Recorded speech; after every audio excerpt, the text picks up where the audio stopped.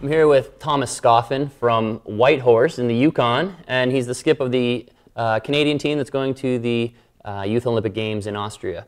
So, welcome aboard. Glad to have you. First, how did you get started in curling at the very beginning? My parents are curlers, so been introduced to the sport at a young age and just took off with it right away. And you've been playing at, what have you accomplished thus far?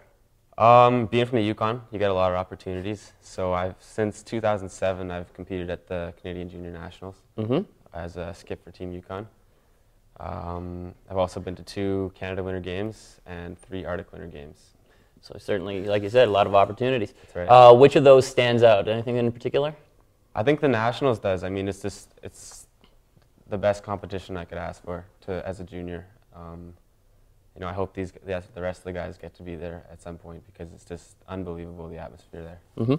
So, through this application process, what were your hopes like? Did you have high hopes trying to get on this team? Oh yeah, I definitely set goals towards this to make this team, and I worked hard for it the whole year, and I'm really happy with how I did. I went in with the attitude that I was just going to give it everything I had, and at the end I wouldn't regret if I made the team or not. What was the first thought that went through your head once you found out you were selected? Oh, it's kind of a funny story. I was actually curling when I got the phone call, so I knew when the call might come. I didn't know if it was going to come, so I had my phone in my pocket, and I had a draw for 3 in the first end. My phone started ringing, so I said, well, I better answer this one. So I stepped off, and turned out it was Greg Strumlaw. So it was pretty exciting, but at the same time I had to keep it contained because for the first 3 weeks, I think it was, we had to keep it under the radar. Did you make the draw for 3? I didn't. But the rest of the game, I'm pretty sure I played like 95%. So I was pretty pumped. So, as far as role models, Canadian curlers or any high-level curler, who do you look up to? There isn't really one in particular I looked up to. Definitely the guys on the big stage. You know, Kevin Martin and his team performed unbelievable at the Olympics. That's something that I think everybody can learn from.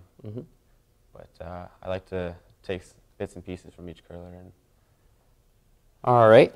What do you do when you're not curling? Do you play other sports, music, hobbies? I'm pretty big on the curling. I used to play a lot of soccer. I've backed it off since then. I focus a lot on curling and training in the summer as well. What were your first thoughts when you met the rest of your team? Right off the bat, it was unbelievable how fast we clicked, and I definitely wasn't expecting it, but it was something that was pretty cool to see. And finally, what are you looking forward to most about going to the Youth Olympics? I think the chance to represent our country it's something that, as a Canadian curler, everybody wants to do, and it's a pretty cool feeling when you get to actually do it. All right, well, we wish you the best of luck, and we'll be watching.